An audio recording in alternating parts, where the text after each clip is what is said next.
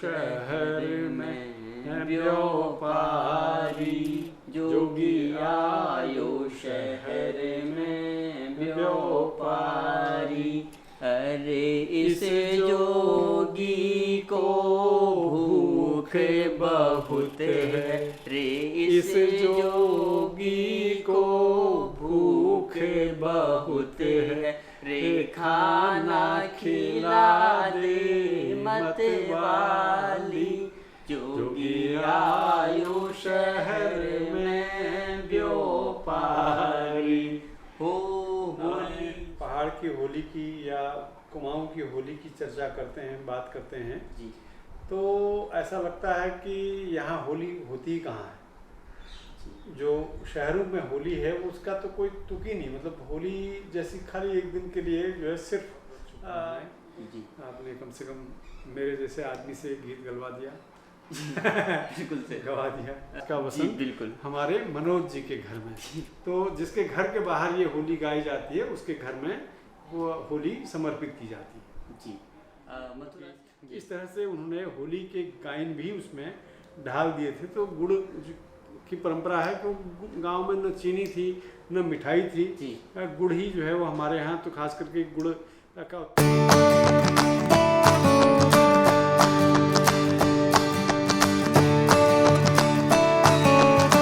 नमस्कार, मेरा नाम है मनोज और आप देख रहे हैं होली संगम का ये खास कार्यक्रम जो नई दिल्ली से प्रसारित है।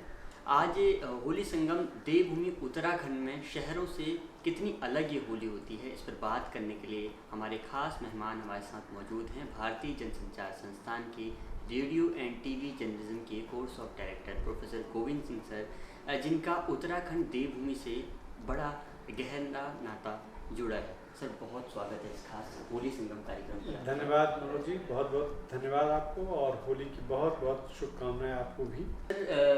शहरों की होली की अगर हम बात करें तो देवभूमि उत्तराखंड की यानी पहाड़ की होली शहरों से कितनी अलग है सर? देखिए, जब हम शहरों की तुलना में पहाड़ की होली की या कुमाऊं की होली की चर्चा करते हैं, बात करते हैं जी, तो ऐसा लगता है कि यहाँ होली होती कहाँ है। जो शहरों में होली है उसका तो कोई तुक ही नहीं, मतलब होली जैसी खाली एक दिन के लिए जो है सिर्फ लोग एक दूसरे के ऊपर रंग डालते हैं, पानी फेंकते हैं, ख़त्म। तो उससे ज़्यादा उसका कोई ज़्यादा महत्व नहीं होता है जी। एक दिन होली आई और आंधी की तरह से आई और तूफान की तरह से चली गई जी। इतना ही उसका महत्व। एक दिन की छुट्टी हो गई, जो होली मनाता है उसके लिए उसने पानी वानी खेल लिया, जो नहीं मनाता है वो कहीं इधर उधर फिल्म देखने चला गया या कहीं मौज मस्ती करने के लिए चला गया। तो ये होली का बहुत ही सूक्ष्म रूप है और इसका कोई तुक नहीं है मुझे लगता है। जहाँ तक हमारे पहाड़ की होली का मतलब है, खास करके कुमाऊं अंचल की जो होली है वो बहुत गंभीर भी है और बहुत व्यापकता भी समेटे हुए अपने आप में। लगभग एक महीने तक कुमाऊं के शहरों में और गाँव में होली का बुखार रहता है जी। ज़बरदस्त असर।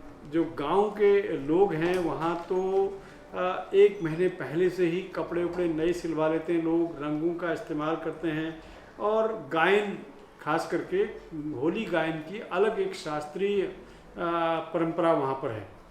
तो हम लोग बचपन में देखते थे कि हमारे गांव के एक गांव में हमारे 4-5 गांव का एक समूह जैसा था, तो वहाँ पर एक ब्राह्मण लोगों का गांव था। तो वहाँ उसी गांव में सबसे ज़्यादा होली होती थी, जो सिस्टमेटिक होली, जिस शास्त्रीय होली की बात कर रहा हूँ वो वाली। तो वे लोग जो है इन 4-5 गाँव में पूरी लाइन लगा करके एक बारात की तरह से जाते थे और हर एक घर में घर के प्रांगण में होली के गीत गाते थे और फिर उसके बाद घर घर होते हुए एक गांव में फिर दूसरे गांव में, इस तरह से हर दिन उनके लिए बटा होता था कि आज इस गांव में जाएंगे, आज इस गांव में जाएंगे। और उनका भोजन भी उन्हीं गांव में होता था। एक तरह से आपस में जुड़ाव भी होता था। वो 4-5 गांव का की जो नेटवर्किंग होती थी वो बहुत ही अच्छी तरह से हो जाती थी और सब में भाईचारा जो है वो बना रहता था।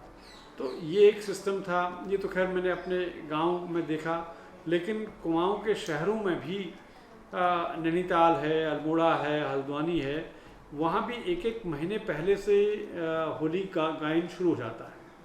महिलाएं जो है एक एक महीने से अपनी मंडलियाँ बना करके हर गली मोहल्ले में, हर बस्ती में उनका एक ग्रुप होता है और स्पेशल कपड़े जो है अलग से सफ़ेद और लाल रंग की साड़ी, ये एक टिपिकल रेड एंड वाइट उसका रंग है, उस तरह की साड़ी और एक ब्लाउज जो है उसके साथ लाल रंग का, ये वो पहनती हैं। और उसके बाद जो है बैठकी होली का दौर चलता है। बैठे बैठे जो है ढोलक के साथ, ढोलक मंजीरे और तमाम वाद्यों के साथ बैठकी होली होती है। और खड़ी होली आमतौर पर पुरुषों की होती है और पुरुष लोग जो है खड़े होकर के घूम घूम करके अपना होली के गायन करते हैं।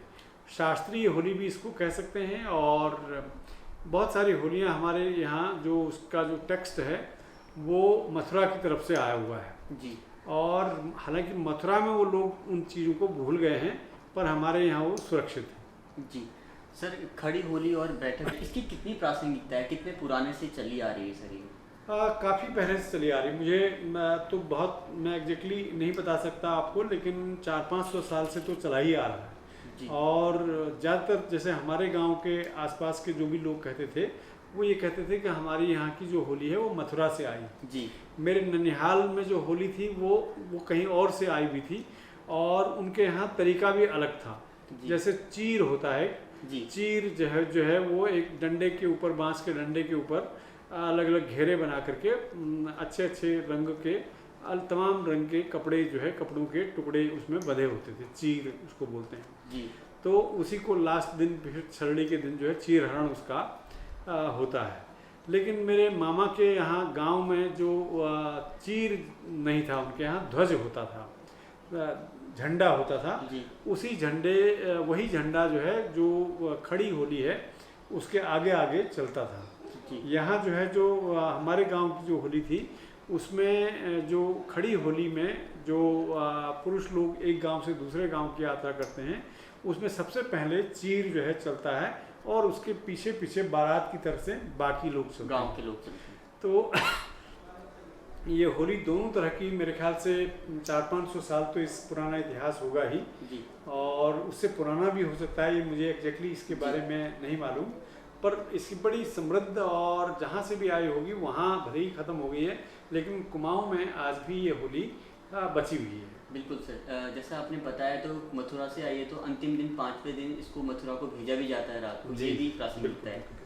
सर एक और अंतिम सवाल ये भी है कि गुड़ की प्रासंगिकता को लेकर कुमाऊँ में और उत्तराखंड में लेकर है कि होली जब घरों में जाती है उसके बाद घर के सदस्य मिष्ठान के रूप में गुड़ लाया करते हैं, ये कितना पुराना है सर? ये असल में बेसिकली मिठाई तो गांव में होती नहीं थी, ग्रामीण संस्कृति से जुड़ा हुआ मामला लग रहा है जी। क्योंकि हमारे गांव में भी जो होली खेलने के लिए लोग आते थे, ये होलियार लोग जो खड़ी होली खेलते थे, तो उनको गुड़ दिया जाता था एक बड़ी सी थाली में, परात में गुड़ और कुछ और चीज़ें जो है वो दी जाती थी और वो लोग मांगते भी थे जी। मजाक मजाक में। हमारे यहाँ वो था जो गीत है होली का, छोटी छोटी गुड़क की भेली में क्यों आप छोटे हो रहे हैं, जैसे कोई रतन सिंह है तो रतनदा आप क्यों छोटे होते हैं, इसलिए बड़ी भेली दीजिए गुड़ की।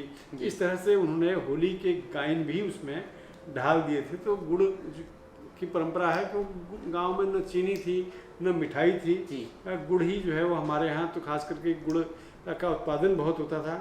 हमारे यहाँ तलहटी है और तलहटी में गन्ने बहुत उत्पादन होते थे और चैत के महीने में काफ़ी गुड़ की भट्टियाँ लग जाती थी और गुड़ नया नया ताज़ा ताज़ा गुड़ भी परोसा जाता था। बिल्कुल सर, आज ये भले ही शहरों से जाता है ये गुड़। बिल्कुल सर, होली को लेकर एक होली हो जाए, कुछ जो हम गाते थे तो कुछ आपके पास भी है, मैं चाहता हूँ कि थोड़ा हम इसे गाएं तो एक होली को लेकर संदेश होगा।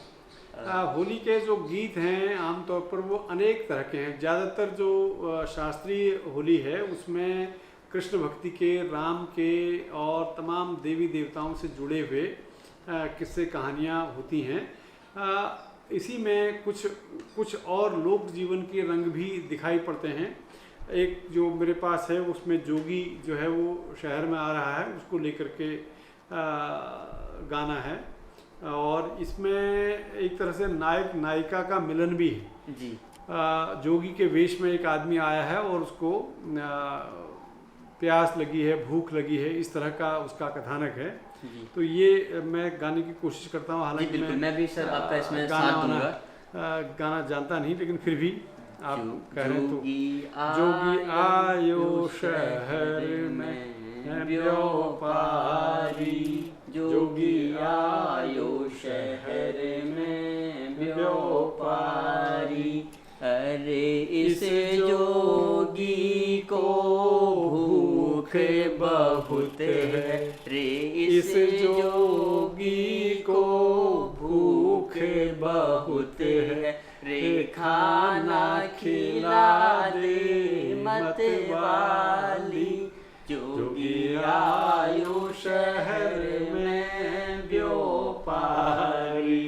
हो होली छो करके सर ये कुछ हो होलक रे, आज को वसंता किसके घर में, आज का वसंत किसके घर में। और आज का वसंत जो है वो गोविंद सिंह जी के घर में, या आज का वसंत बिल्कुल हमारे मनोज जी के घर में।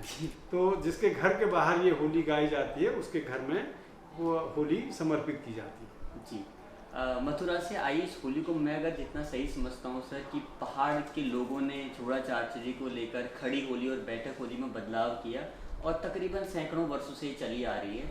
और हालांकि आज पहाड़ों में पलायन की वजह से संख्या जरूर कम हुई है, लेकिन किसी भी होली में आज भी वही पुराना जो अपना अंदाज है वो बना हुआ है सर। देखिए ये बात तो सही है आपकी, लेकिन पलायन का असर तो पड़ा है जी। असल में वजह ये है कि एक तो गांव से शहरों की तरफ, बाहर की तरफ, मतलब बम्बई कलकत्ता जैसे महानगरों की तरफ पलायन है जी। और दूसरा गांव से स्थानीय शहरों की तरफ, कस्बों की तरफ पलायन भी एक समस्या है जी। तो जो शहरों में है वहाँ पर वो होली तो है, लेकिन जो गांव वाला जो लालित्य है, जो निश्चलता है जी। वो उसमें नज़र नहीं आती। मैं अपने गांव का उदाहरण बताता हूँ आपको। जिस हमारे गांव में मुख्यतः जो ब्राह्मणों का गांव था पड़ोस में, उसी गांव में होली होती थी जी। बाकी सब लोगों में वो घूमते थे बारी बारी से जी। लेकिन पिछले 50 साल में उस गांव से सारे के सारे ब्राह्मण जो है एक एक करके निकल गए जी। वो कोई खटीमा की तरफ आ गया, कोई दिल्ली बम्बई में नौकरी करने लग गए, कोई हल्द्वानी चले गए, तो अलग अलग जगहों चले गए। तो आज की तारीख में जो हमारे दूसरे गांव के लोग हैं उन्होंने उन गांवों में ज़मीन खरीद ली और वो वहाँ बस गए जी। तो उनको, उनके पास वैसा संस्कार नहीं है होली का जो शास्त्रीय संस्कार पंडित लोगों के पास था जी। तो ये समस्या वहाँ पर हम देखने को मिलती है, क्योंकि वहाँ जो हमारे दूसरे लोग वहाँ से आते हैं वो कहते हैं कि अब वो बात नहीं रही जी। तो ये समस्या है वहाँ सब जगह। और लेकिन फिर भी होली तो होली है जी। महीने भर पहले शुरू हो जाती है आज भी जी। और हल्द्वानी में मैंने देखा कि हल्द्वानी में 1 महीने पहले से होली शुरू हो जाती है और महिलाओं की टोलियाँ, पुरुषों की टोलियाँ वो गली गली मोहल्ले मोहल्ले में होली का गायन करती रहती जी। सर शहरों में जहाँ हम अपने फ्लैट्स में एक दूसरे के मकान में नहीं जानते हैं, ये एक अनोखा उदाहरण है हमारे उत्तराखंड के लिए। हम घर घर और गांव गांव जाकर जो है एकजुटता का संदेश भी देते हैं। बिल्कुल बिल्कुल, निश्चित रूप से इसमें नेटवर्किंग भी होती है। मैंने बताया कि जैसे हमारे गांव के आसपास एक संकुल जैसा था 4-5 गाँव का, उन सब गांव के लोग आपस में जुड़ते हैं, आपस में मिलते हैं। बल्कि जो उस गांव के लोग होलियार हैं उसमें से हमारे यहाँ बाकायदा ये तय होता था कि आज ये फलाने घर में खाएंगे, फलाने घर में खाएंगे, फलाने घर में खाएंगे जी। तो जो गरीब लोग होते थे उनके सामने एक समस्या भी हो जाती थी कि ये कहाँ से लेके आए खाना, मतलब तो पड़ोसियों से मांगते भी थे, क्योंकि मेहमान आए तो मेहमानों की तरफ से विशेष भोजन कराया जाए, तो पड़ोसियों से दूध दही वगैरह मांगा जाता था और इस तरह से जो है उनकी आवभगत की जाती थी। तो अब वो जो है, अब जैसे जो हमारे घर में आके खाना खा रहे हैं तो उनके साथ हमारा एक रिलेशन बन जाता है। तो आज की तारीख में वो नहीं हो रहा है। जब मेरी माँ के जो है एक वही जो हमारे पड़ोस में ब्राह्मण लोग का गांव था, तो वहाँ एक महिला के साथ उनका बहनापा था, जी जिसको हम बहनापा कहते हैं, वह बैनाला कहते हैं। जी तो बैनाला था, मतलब जो बहन मान लिया गया बिल्कुल एक उनको। तो उनके घर हम नियमित रूप से आना जाना था, वो हमारे घर आते थे, हम उनके घर जाते थे, जी और जब भी त्यौहार होते थे तो आदान प्रदान होता था। जी बिल्कुल एग्जैक्टली दो बहनों के बीच में जो रिश्तेदारी होती है जी वो हमारे बीच में था। और उनके बच्चों को हम फलाना दादा दीदी यही सब बोलते थे। जी आज भी मैं वहाँ आए हुए 50 साल 40 साल हो गए हमको आए हुए, जी लेकिन उन लोगों से हमारा संपर्क बना हुआ है। जी फलाना दादी फलाने दीदी, ये उनसे हमारा संपर्क बना हुआ है। तो ये एक मतलब सामाजिकता जो है इन त्योहारों में, रीति रिवाजों में, और जो नेटवर्किंग होती है परिवारों में, वो बहुत बहुत ही महत्वपूर्ण है। बिल्कुल सर, तभी शायद देवभूमि की होली शहरों से बिल्कुल अलग है। बिल्कुल बिल्कुल सही बात। सर, इस खास बातचीत में जुड़ने के लिए बहुत शुक्रिया और होली की बहुत शुभकामनाएं और बधाइयाँ। धन्यवाद धन्यवाद, आपको भी बहुत बहुत बधाई और बहुत बहुत शुभकामनाएं। जी आपने कम से कम मेरे जैसे आदमी से एक गीत गलवा दिया। बिल्कुल सर। गवा दिया। सर, उत्तराखंड देवभूमि को लेकर अक्सर कहा जाता है कि पहाड़ों की होली अलग है। वाकई में पहाड़ की होली का अंदाज अलग है, शहरों से तो बिल्कुल अलग है। बात करें देवभूमि की संस्कृति तो मथुरा से आई इस होली को लेकर पहाड़ ने एक अलग संस्कृति दी और बैठक और खड़ी होली जैसी काफ़ी अंदाज में इसको बयां किया। इस खास पेशकश को आप देख रहे थे स्टोरी टेलर के इस चैनल से, और इस पूरी रिपोर्ट के पीछे हैं शोभित जिन्होंने इसे रिकॉर्ड किया है।